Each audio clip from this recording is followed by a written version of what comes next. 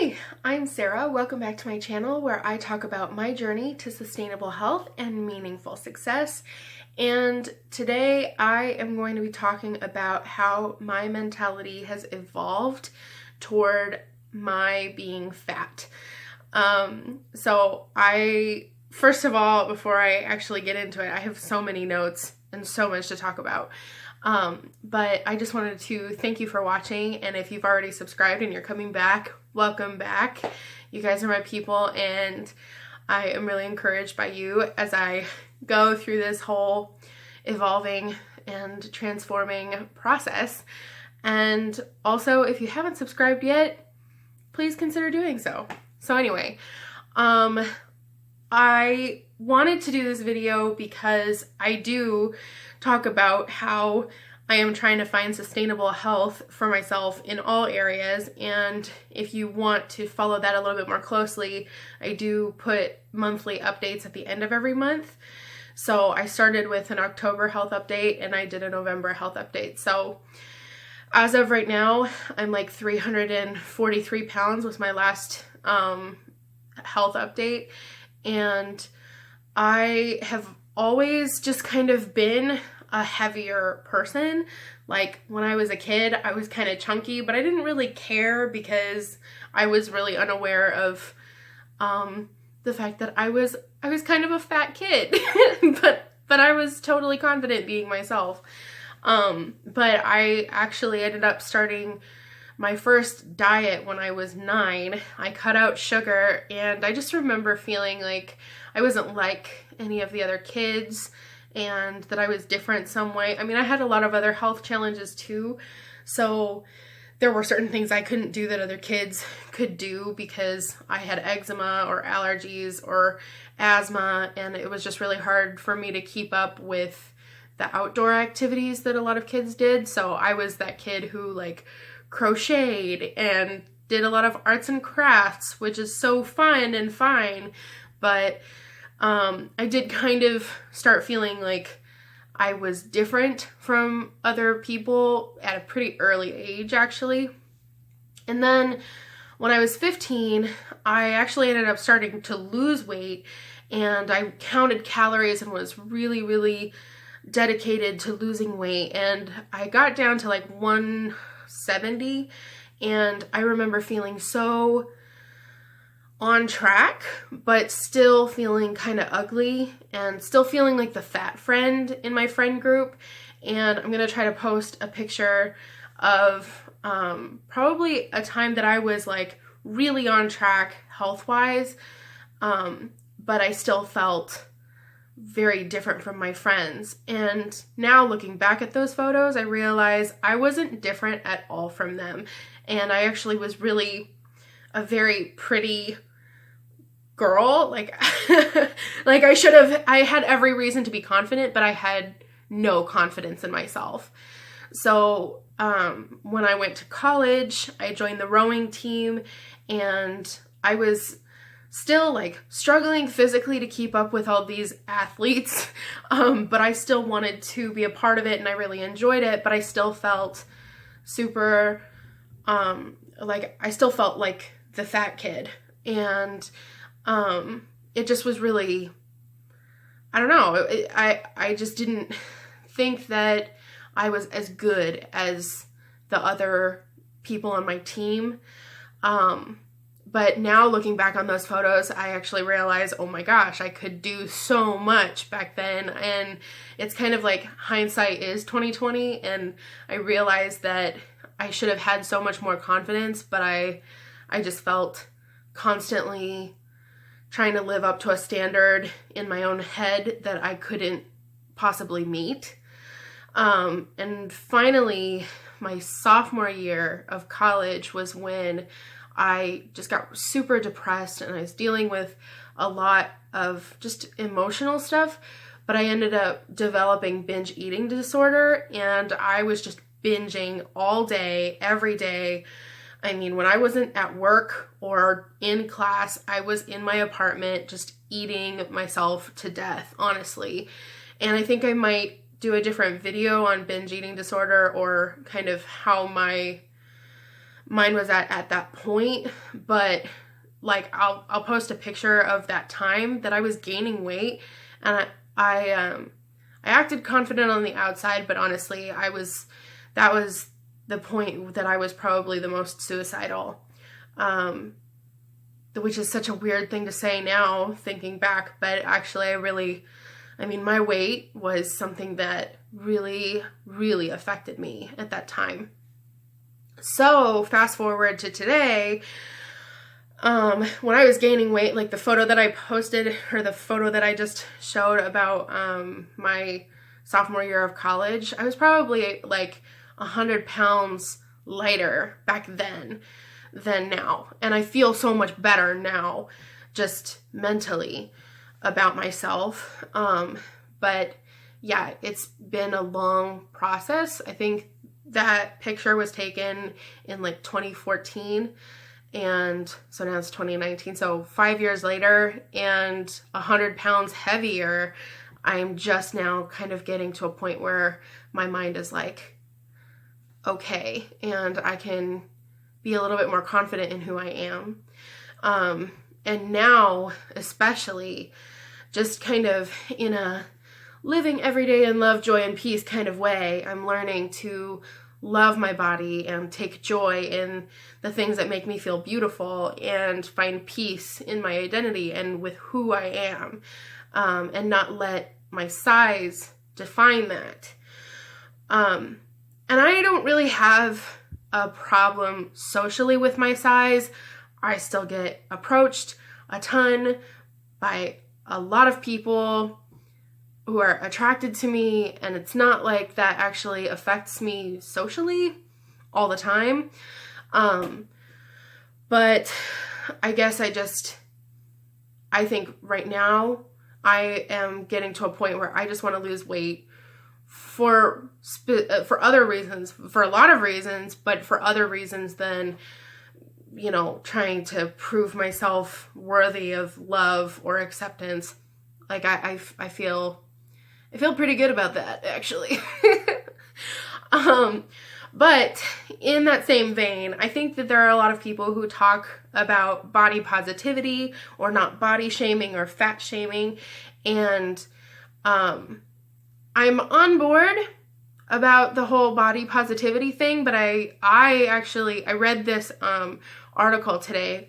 I think Jillian Michaels was interviewed by Women's Health UK, and it was someone shared it on their Facebook page, but it was like on Yahoo Entertainment, like who even reads that? But anyway, I'll post the little snippets that I screenshotted from it. But what she said, Jillian Michaels, super fitness guru, used to be on Biggest Loser, like a host of The Biggest Loser. So she told Women's Health UK, I think we're politically correct to the point of endangering people. Yes, we want to be inclusive of everyone and respect that everyone in all different shapes, and everyone comes in all different shapes and sizes. Sorry, not wearing my glasses. I should probably wear that for this. Anyway, then she continues saying, nobody should ever be body shamed or fat shamed or excluded, and that everyone is equally valuable. But obesity in itself is not something that should be glamorized. But we've become so politically correct that no one wants to say it. Well, Jillian, I'm here to say it, and I'm not politically correct about being fat because that's just a descriptive word. It's not identifying someone or labeling someone. It's really just, to me, I use the word fat the same way that I would use the word brunette or blonde. So, just take that as it is. But anyway, so there are some parts of being fat that are kind of glamorous.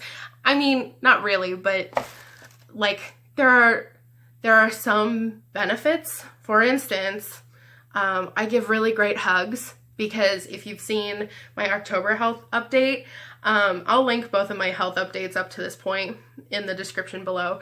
but like I showed my arm, and this arm can give great hugs. I'm just telling you. But also like food binges. I mean, if you're watching your weight, you don't really enjoy, or if you're like really counting calories, you know, there is a little bit of self-discipline. Whereas if you really don't care and you're just gaining weight and you don't care if you gain weight, then you can eat as much as you want. And you can, I mean, personally, I can outlast anybody in a food binge. So it's not really something that I would brag about, but I mean, that's a part of being fat that obviously I have enjoyed. And, you know, let's just come out and say it, with being larger, everything is larger. So I have more to flaunt, and it's all good. But that being said, there's really not a lot that's glamorous about being big. I know that a lot of women, I mean, fat women want representation in, you know, seeing models their size or seeing clothes their size. And I totally get that, especially because you don't know everybody's story and you don't know why they're fat.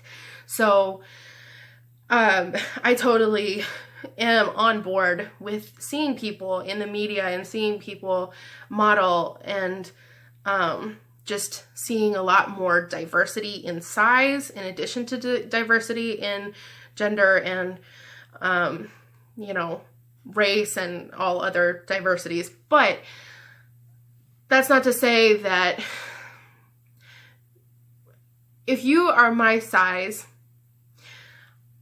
I personally do not feel like people need to, I don't feel entitled to other people making things that accommodate me for my size. That's just, it's not reasonable. That's my opinion. But anyway, I just kind of listed some of the things that it's a very long list of cons, actually, to being fat. Some of them I have experienced throughout my life, and some of them I experienced in a very short amount of time when I was a sophomore in college, and I had binge eating disorder and just was binging and binging and binging. I gained 100 pounds in a year. So things changed very rapidly. So one of the cons that I wrote down was just internal health. Those are things that you really can't see right away. I mean, you don't know what your risk of heart disease or all of those things, you know, are. You don't know your cholesterol levels. Like, you can't see that as easily, but, you know, you go to the doctor and you start seeing different results internally, and those things over a long period of time can cause a lot of damage. So that's one thing that's really not glamorous about being fat. Also just like breathing and circulation and just general function and how you feel. Like inside, it's very, like, I have felt very sluggish and fatigued and all of that. It's not a glamorous feeling. I don't feel glamorous when I'm feeling like just really fat, like internally fat. Also, it has drastically affected my mobility. Like walking and talking at the same time. If we are on a walk or we're walking to somewhere and you're trying to talk to me, I'm not trying to be rude. I'm trying to breathe. So that's just something that, if you're skinny, this is almost like to all my skinny friends, because all my fat friends already know this because they feel it and experience it every day. But to all my skinny friends, this is just a good heads up. I also have a hard time with prolonged periods of like shopping or really anything that involves a lot of standing or walking. Climbing stairs, that's terrible, dreadful, awful. Getting in and out of vans or cars, that's like, there's a few things that I have on this list that you don't really realize how much you took for granted until you can't do it anymore. Like getting in and out of a 15-passenger van, hello, like that's just, I don't know. I was homeschooled.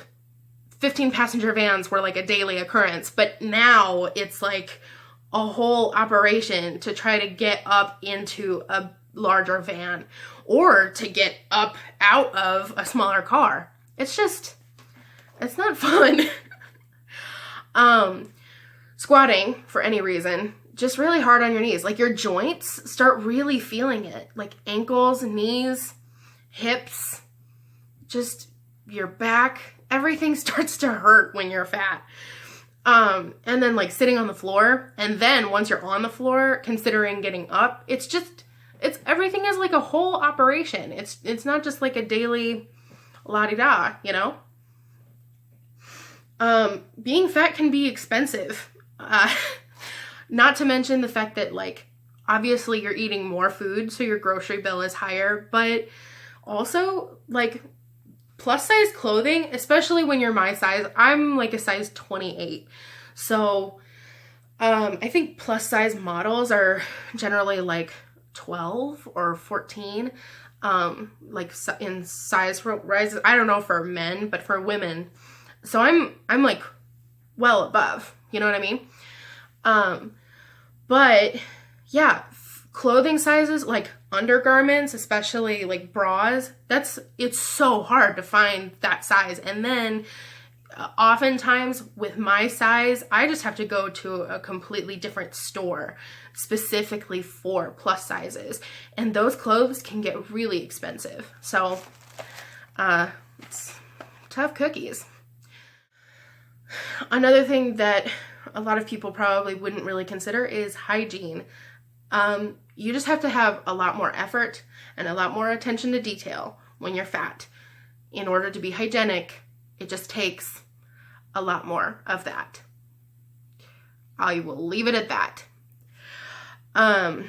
Sometimes larger isn't available, and there's a long list of that, but like mall shopping, unless it's a Lane Bryant or a Catherine's or something, there's not really a store in the mall that carries my size. It's not available. When I went bridesmaids shopping about a month ago, because I'm in a wedding for this next summer, they have dresses that women can try on, but it's not like they would have my size, and I wouldn't expect them to have my size for me to be trying on these dresses to see what kind of style or color the bride wanted. So I was the only bridesmaid that was not trying on dresses to see the style. So that sucked, but larger simply wasn't available. Sometimes there's just simply not a large enough life jacket. My family does a lot of whitewater rafting when they're like going on reunions and stuff like that. And that's just something that larger isn't necessarily always available. And ski boots, which I didn't really think I would need, but yes, sometimes there have been occasions for me to ski, and ski boots are not generally made for wide calves. And even if they are wide calves, they're not wide enough calves. So the last time I went skiing was actually really painful because they insisted on closing the clasps of the ski boots, but my feet weren't even at the bottom of the boot. Like, I was basically bearing all my weight on my calf muffin tops. It was slightly comical, but also so painful. And going down a mountain at high speeds because your girl doesn't know how to pie crust or pizza slice. Anyway, it's just, it's a very precarious situation, and that's a whole other story. So anyway, and then just in general, chairs, like large enough chairs are not always available. Like in restaurant booths, sometimes the tables are like bolted in, and if you can't fit in that booth, it's not like you can move the table. That is not something that you would really think about unless you're my size. Doctor's appointment, like the last time I went to my,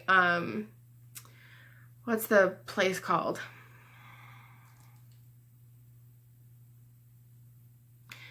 My dermatologist. Oh, I blanked so long for that.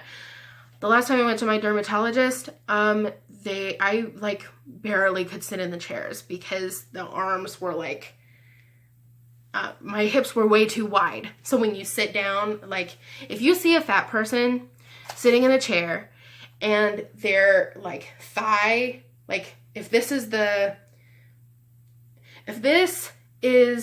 armrest and their thigh is going like this, squeezing into the armrest, that is freaking painful, okay? I just want to let you know that. That's just, ugh. So like, yeah, different restaurants or doctor's appointments, patio furniture. If you're gonna sit at Panera outside on the, out on the balcony or the patio or something, those chairs are often not made for people with wider hips. And then like airplanes, sports stadiums, theaters, especially like anyway, but just theaters in general, roller coasters, all of those chairs, they're not made for bigger people. So, sometimes that's just not available, which can limit places that you could go or activities that you could do. Which also means that it's often embarrassing. No matter how confident I feel in myself or my beauty or my worth or anything like that, it is often embarrassing if I'm in an airplane and I have to ask for a seatbelt extender, or I'm squishing friends, or even worse, I'm squishing strangers in tight seating, like in a bus or in a theater. Slowing down a group outing, or being left behind, depending on your group.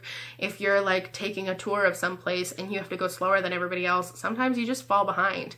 And it's embarrassing and really just not practical for taking those kind of trips. And then it's just generally embarrassing when you can't fit. If it's just you're too big and you can't fit and you can't do the activity that everybody else is doing, or you have to request something different or a different table or something in order to accommodate your size, that's often really embarrassing. And even though people gain weight for a lot of different reasons, and it's not necessarily all just them being gluttonous, like it's too simple to say that everybody who is that size is only that size because they eat too much. There could be a lot of other things going on. But either way, if you're too big to do certain things, it is still embarrassing to have to ask for accommodations for that. And in general, especially after gaining 100 pounds in 1 year, I rapidly saw how people treated me differently and how I was becoming a lot less visible. Not just like face features, because I naturally have like really big eyes. That's like probably one of the most prominent features of my face. But as I've gained weight, it seems like my eyes have become less and less accentuated. So I mean, I don't feel like my face is ugly. It's just, I feel like sometimes my fat actually hides what I am intended to look like. That's just my personal opinion. But also, it feels like I'm less visible because of sometimes how people treated me differently. And I've adapted a lot now, but when I first gained all that weight, basically I just noticed that I was not as attractive as I used to be to a lot of people. So when I walked into a room, like nobody cared at all. It just like, it's very subtle ways, but there are like, it's hard to explain until you're actually in that category of people, but you can pick up on the subtle ways that people treat you like you matter less. You're not taken as seriously often if you're fat, and you're definitely portrayed differently in media, like as movie characters and stuff. Fat people are often portrayed as like silly or purely platonic, or at worst, like really disgusting, like ugly people.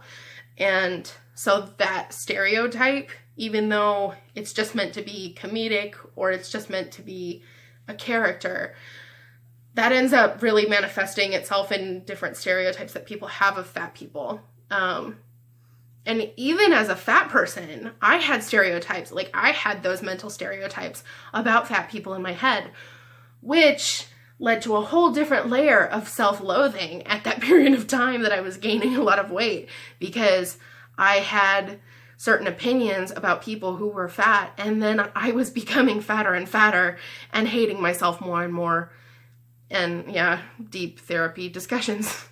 Anyway, and last, I think, as far as a con of being fat, or a reason why I don't want to be fat anymore, is because I'm delaying a lot of things on my bucket list just until I lose weight.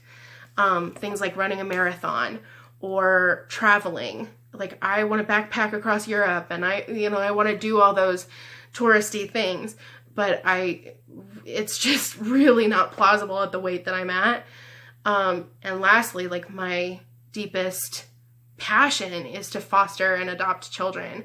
And at 300 something pounds, it's hard for me to like do laundry and like go up the stairs with my groceries. So parenting or, fulfilling that like deep passion of mine is really, it's just not plausible at this time. So losing weight would at least help me to get closer to being able to fulfill that.